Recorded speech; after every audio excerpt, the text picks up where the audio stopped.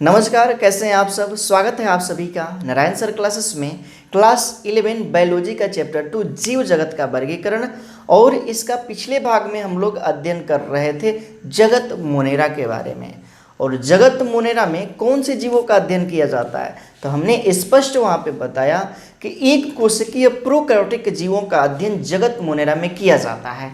अब प्रोकैरियोटिक कोशिका क्या होती हैं, तो ऐसी कोशिका जिसमें सत्य केंद्रक नहीं पाया जाता है। अब सत्य केंद्रक की क्या बात, तो सत्य केंद्रक का मतलब है कि ऐसा केंद्रक जिसको चारों ओर से एक आवरण घेरा रहता है, जिसे बोला जाता है केंद्रक कला, उसे ही सत्य केंद्रक बोला जाता है। और जिसमें केंद्रक कला अनुपस्थित हो वह सत्य केंद्रक नहीं है।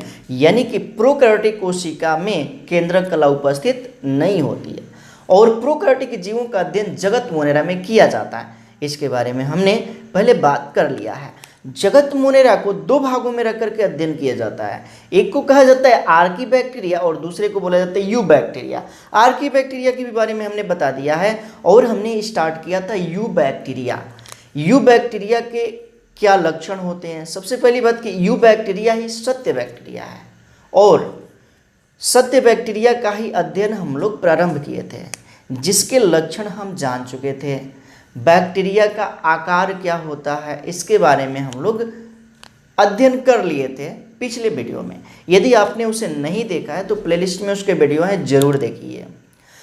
अब आज के वीडियो में हम बात करेंगे जीवाणु की संरचना के बारे में, यानी कि बैक्टीरिया की संरचना क्या होती है, जीवाणु की संरचना क्या होती है, इसके बारे में हम जानेंगे। तो जुड़े रहे नारायण सर क्लासेस में। और यदि आपने चैनल को सब्सक्राइब नहीं किया है तो चैनल को जरूर सब्सक्राइब करें, बेल आइकन को प्रेस करें, ऑल नोटिफिकेशन को सेट करना है और इसे अपने मित्रों में ज़्यादा से ज़्यादा शेयर करना है।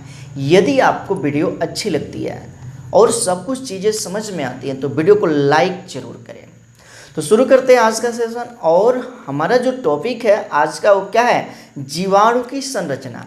जीवाणु की क्या संरचना है, तो हमने यहाँ पर एक बैक्टीरिया का फिगर बनाया हुआ है, संरचना बनाया हुआ है, स्ट्रक्चर। और यह बैक्टीरिया कौन सा है, तो इसका नाम है ई कोलाई, एस्चेरिचिया कोलाई। और ये एक प्रकार का सत्य बैक्टीरिया है। तो समझते चलना है जीवाणु है क्या, तो एक प्रकार का प्रोकैरियोटिक जीव है, यानी कि इसकी कोशिका प्रोकैरियोटिक होती है, यानी कि इसमें सत्य केंद्रक नहीं पाया जाता है। तो जीवाणु के बारे में हम संरचना में समझेंगे कि इसकी संरचना है क्या, और बहुत सी चीज़ें यहाँ से इम्पोर्टेंट होती हैं और बहुत सी चीज़ें यहाँ से एग्जामिनेशन में पूछी जाती हैं। तो ध्यानपूर्वक आपको समझना है सारी चीज़ों को। तो यहाँ पे सबसे पहले हम ये देखते हैं कि ये जो एक जीवाणु है, इस जीवाणु को चारों ओर से ये जो आवरण है वो घेरा हुआ है। इस आवरण की संख्या कितनी है, तो 3 है। तो जीवाणु कोशिका भित्ति युक्त होता है, यानी कि जीवाणु की जो कोशिका है वह कोशिका भित्ति युक्त होता है। और कोशिका भित्ति के बाहर एक आवरण होता है। कोशिका भित्ति के बाहर क्या होता है, एक आवरण होता है, एक परत होता है, और उसे नाम दिया जाता है कैप्सूल या स्लाइम परत। कैप्सूल या स्लाइम परत या स्लाइम लेयर।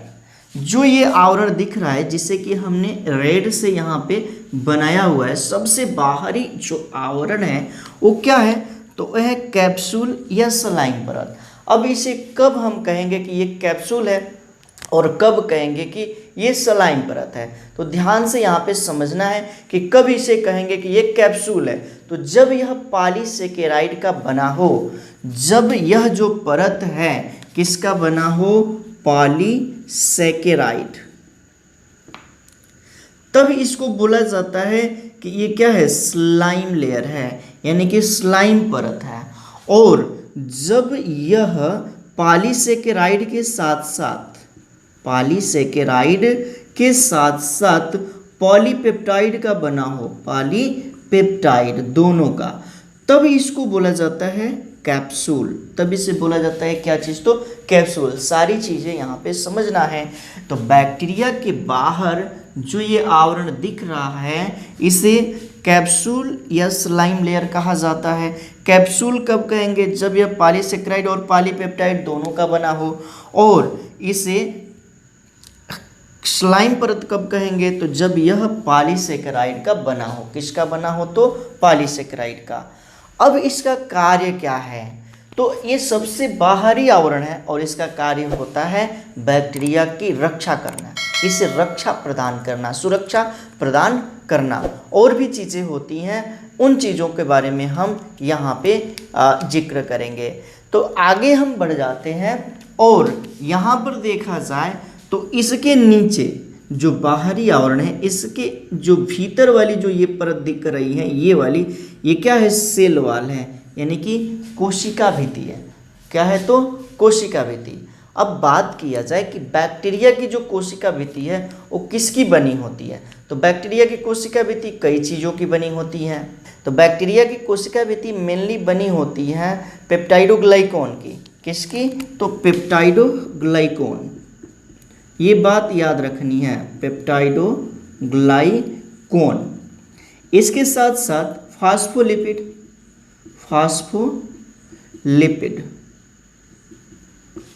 और इसके साथ साथ प्रोटीन की बनी होती है, प्रोटीन, और इसके साथ साथ लिपोपॉलीसेकेराइड। तो यहाँ पे ये चीज़ें याद रखनी है कि जो सेल वॉल है जीवाणु की, वह पेप्टाइडोग्लाइकॉन, फास्फोलिपिड, प्रोटीन और लिपोपॉलीसेकेराइड की ये बनी होती है। इतनी चीज़ें आपको याद रखनी है। उसके बाद से कोशिका भित्ति के भीतर की जो ये परत दिख रही है, ये वाली, ये भीतर की जो परत दिख रही है, ये क्या है? प्लाज्मा मेम्ब्रेन, यानी कि जीव द्रव्य कला। प्लाज्मा मेम्ब्रेन यानी कि जीव द्रव्य कला, ये किसका बना होता है? तो ये बना होता है लिपोप्रोटीन का।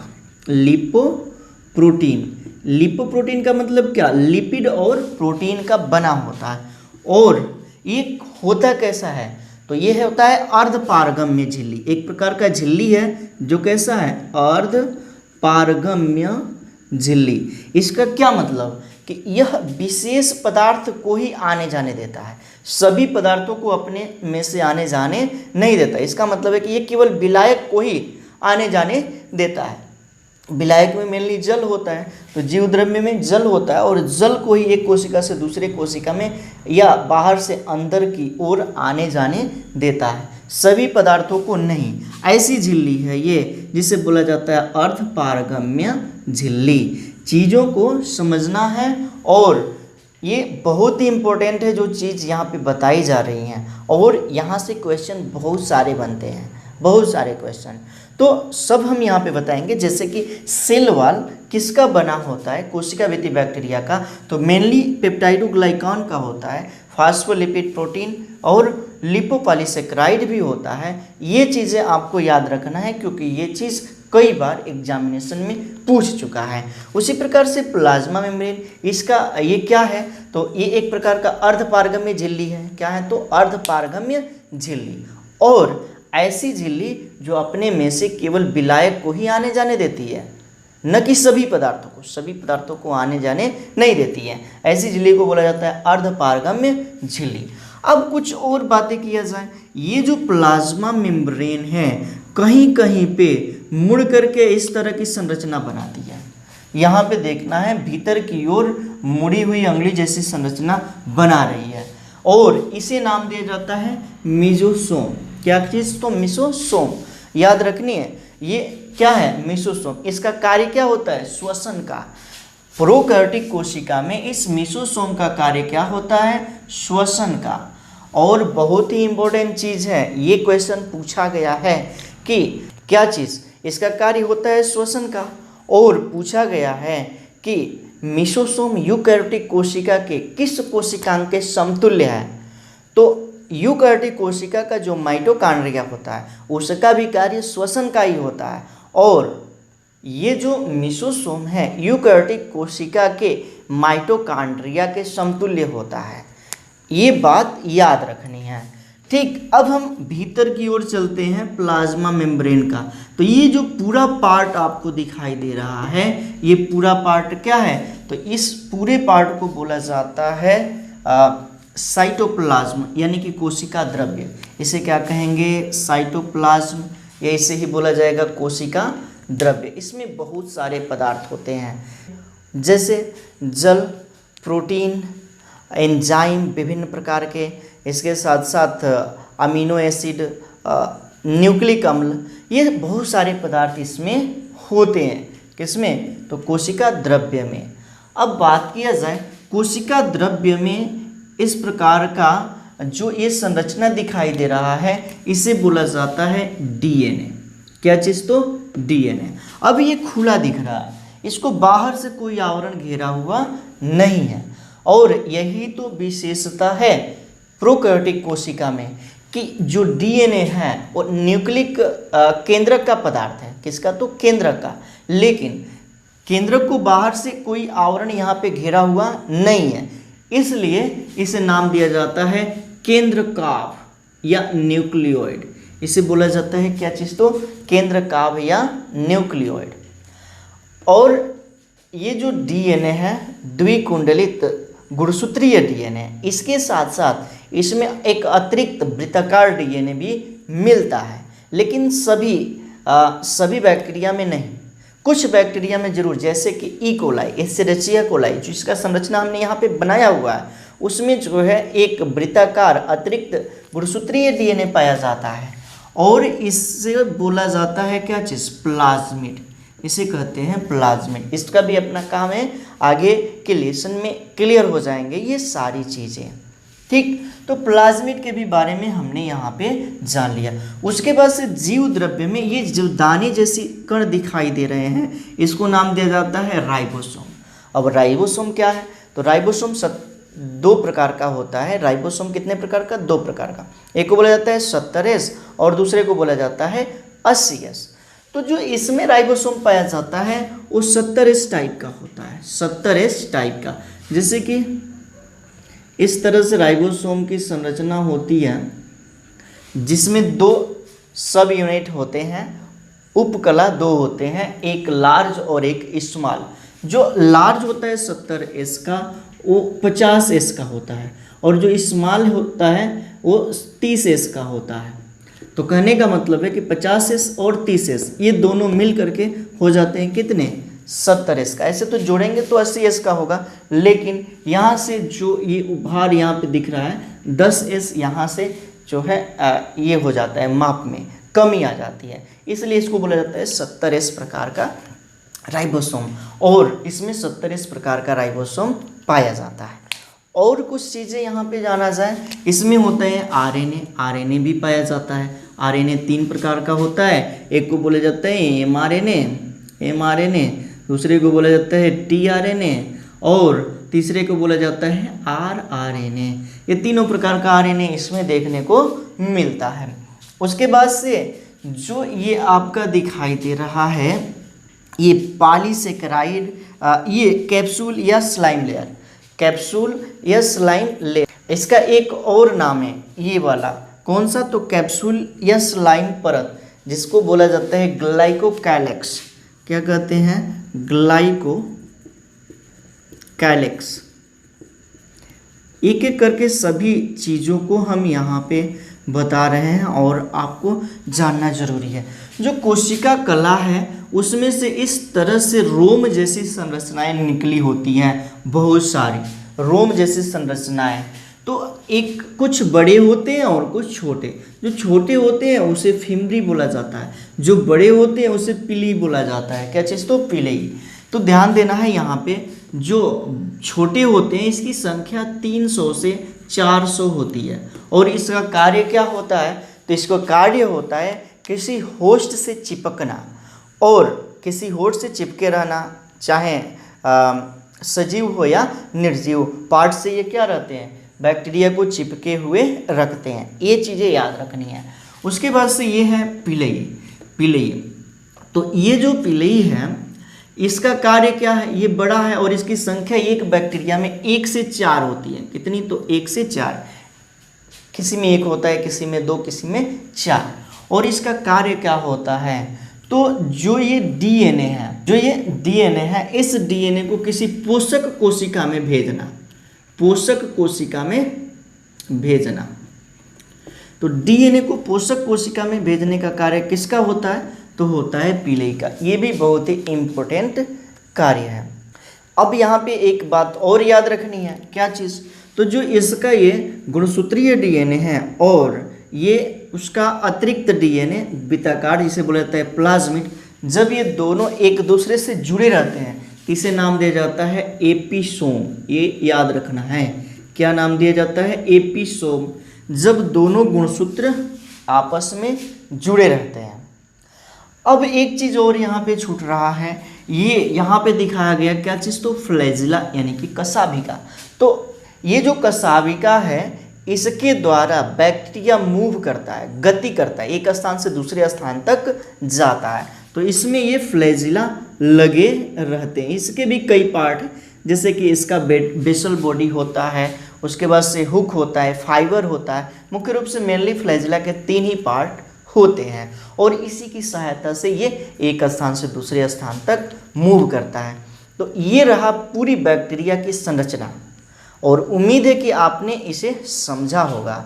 और इस चित्र को बनाना है, ये हेडिंग लिख करके जीवाणु की संरचना, और उसके बाद से इस फिगर को बनाना है और उसके बाद से जीवाणु की संरचना में आपको लिखना है, हम बोल रहे हैं, और उसको अपने नोट्स में लिखना है। बहुत ही ज़रूरी है और यहाँ से कई सारे क्वेश्चन पूछे गए हैं और इम्पोर्टेंट है। जो बताया जा रहा है उसको समझते चलना है और इसे नोट्स में लिखते चलना है। तो आपको हेडिंग बनाना है जीवाणु की संरचना, उसके बाद से ये फिगर बना लेना है और उसके बाद से लिखना है। जीवाणु एक कोशिकीय प्रोकैरियोटिक सूक्ष्म जीव है। इसमें कोशिका भित्ति स्पष्ट होती है तथा एक स्लाइम परत अथवा कैप्सूल से ढकी रहती है। यानी कि ये जो कोशिका भित्ति है बाहर से स्लाइम परत या कैप्सूल से ढकी होती है। अब एक एक चीज़ों को यहाँ पे लिखते चलना है। तो हेडिंग बना लेना है, ये कैप्सूल या स्लाइम परत, इसमें लिखना है यह कोशिका भित्ति के बाहर एक आवरण के रूप में मिलती है। यदि यह परत पॉलीसेकेराइड से बनी होती है तो स्लाइम परत कहलाती है। यदि इसमें पॉलीसेकेराइड के साथ पॉलीपेप्टाइड भी होते हैं तो यह कैप्सूल कहलाती है। इससे जीवाणु की सुरक्षा होती है।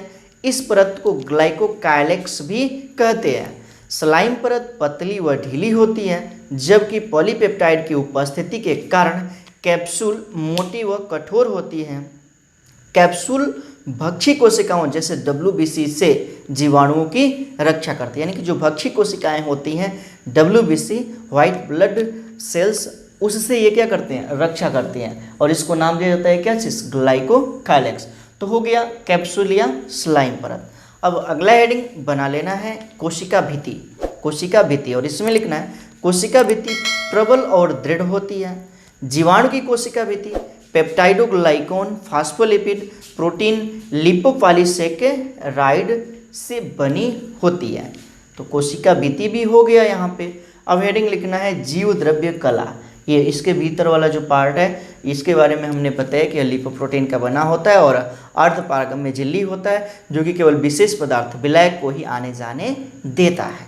तो हेडिंग बना लेना है ये जीव द्रव्य कला, और इसमें लिखना है यह लिपोप्रोटीन की बनी अर्धपारगम्य झिल्ली है। कहीं कहीं पर अंदर की ओर कुंडलन बनाती है जिसे मीसोसोम कहते हैं। यही चीज़ जिसे क्या कहते हैं, मीसोसोम। जीवद्रव्य कला में लगभग 60% प्रोटीन, 30% लिपिड व 10% कार्बोहाइड्रेट होता है। तो इसीलिए तो इसे बोला गया किसकी बनी होती है, लिपोप्रोटीन की। 60% लिपिड होता है, 10% प्रोटीन होता है, 30% प्रोटीन होता है और 10% कार्बोहाइड्रेट होता है। अब हेडिंग बना लेना है ये मीसोसोम। मीसोसोम, और मीसोसोम के बारे में लिखना है कि मीसोसोम में श्वसन के लिए आवश्यक एंजाइम मिलते हैं। इनके कार्य की तुलना यूकैरियोटिक कोशिका के माइटोकॉन्ड्रिया से की जा सकती है।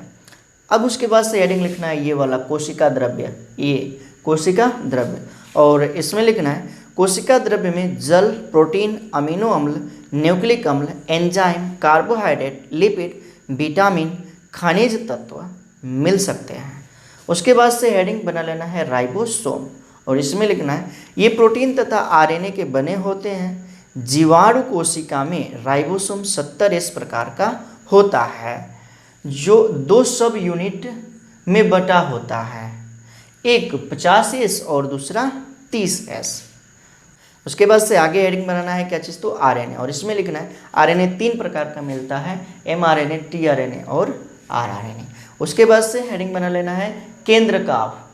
अभी हमने बताया कि इसमें क्या है ये, तो इसका जो डीएनए है न्यूक्लियोइड बोला जाता है, क्योंकि इसको बाहर से कोई केंद्रक कला घेरा हुआ नहीं, यानी कि सत्य केंद्रक इसमें नहीं पाया जाता। तो वही हेडिंग बना लेना है केंद्रकाभ, और इसमें लिखना है जीवाणु कोशिका में सत्य केंद्रक नहीं मिलता है, केंद्रक कला का अभाव होता है, केंद्रिका यानी कि न्यूक्लियोलस भी नहीं होता है। इस प्रकार के केंद्रक को केंद्रकाभ या न्यूक्लियोइड कहते हैं, केंद्रकाभ या न्यूक्लियोइड कहते हैं। फिर लिखना है क्रोमेटिन या आनुवंशिक पदार्थ कोशिका में एक स्थान पर वृत्ताकार द्विकुंडलित डीएनए के रूप में होता है। यह डीएनए बिना हिस्टोन प्रोटीन के होते हैं, अतः इसे नग्न डीएनए भी कहते हैं, किंतु नॉन हिस्टोन प्रोटीन से मिलकर बना होता है। कहने का मतलब है कि इसमें हिस्टोन प्रोटीन नहीं होता है। यूकैरियोटिक कोशिका के डीएनए के साथ हिस्टोन प्रोटीन जुड़ा होता है, लेकिन प्रोकैरियोटिक कोशिका के साथ हिस्टोन प्रोटीन नहीं होता है, लेकिन कोई दूसरा प्रोटीन अवश्य होता है। ये नहीं कि इसमें प्रोटीन नहीं होता है, हिस्टोन प्रोटीन नहीं होता है केवल। ठीक, अब उसके बाद से हेडिंग बनाना है प्लाज्मिड। क्या चीज़, तो प्लाज्मिड, ये वाला, ये है प्लाज्मिड, और इसके बारे में लिखना है कुछ जीवाणु जैसे ई कोलाई में मुख्य डीएनए के अतिरिक्त एक छोटा वृत्ताकार द्विकुंडलित डीएनए होता है, जिसे अतिरिक्त आनुवंशिकीय पदार्थ अथवा प्लाज्मिड कहते हैं। उसके बाद से हेडिंग बना लेना है एपिसोम, ये वाला, और एपिसोम में लिखना है जब प्लाज्मिड मुख्य डीएनए से जुड़ा होता है, ये जो प्लाज्मिड है मुख्य डीएनए से जुड़ा होता है, तब उसे एपिसोम कहते हैं। फिर लिखना है और इस प्रकार के जीवाणु को HFR कोशिका कहते हैं। ऐसे जीवाणु को क्या बोला जाता है, HFR कोशिका। इसका पूरा नाम क्या है, हाई फ्रीक्वेंसी रिकम्बिनेंट।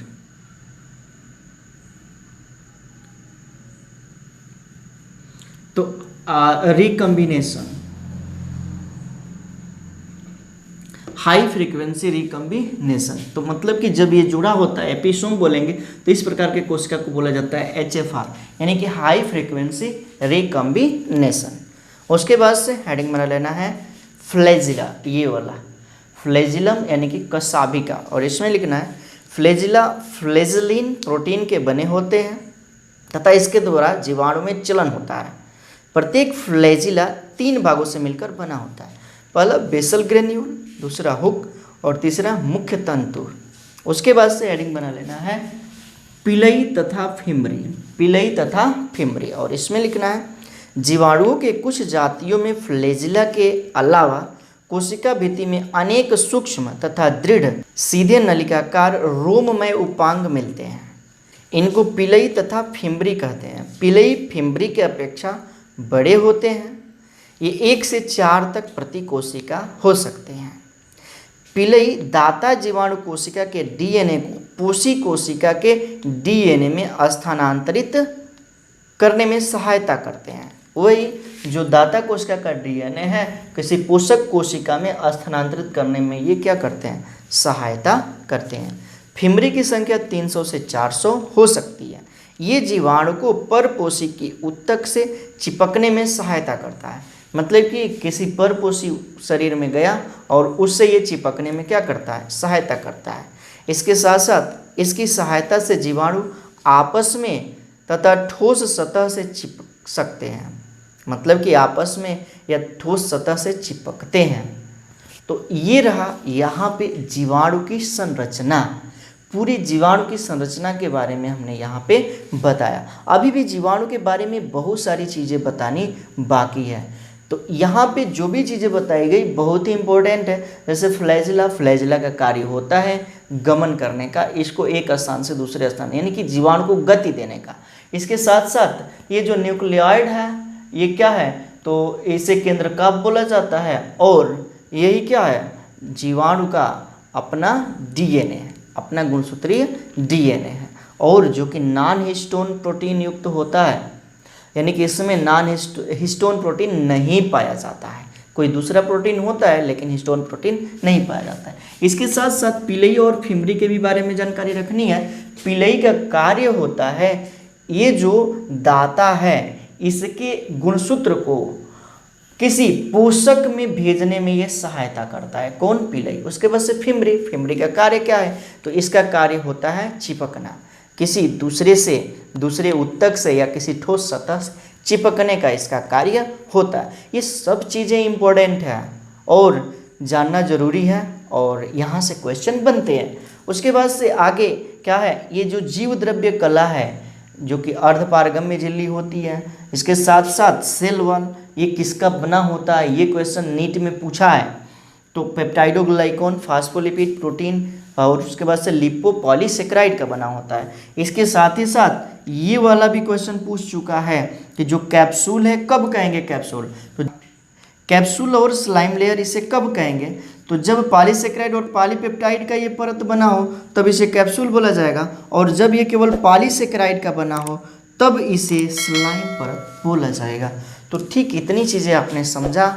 यहाँ से आगे की जो चीज़ें होंगी हम अगले वीडियो में बहुत ही जल्द प्रोवाइड कराएंगे। तो इस वीडियो में इतना ही रहने देते हैं। उम्मीद है कि आप लोगों को बहुत ही अच्छे से समझ में आया होगा। यदि समझ में आता है तो वीडियो को लाइक जरूर करें।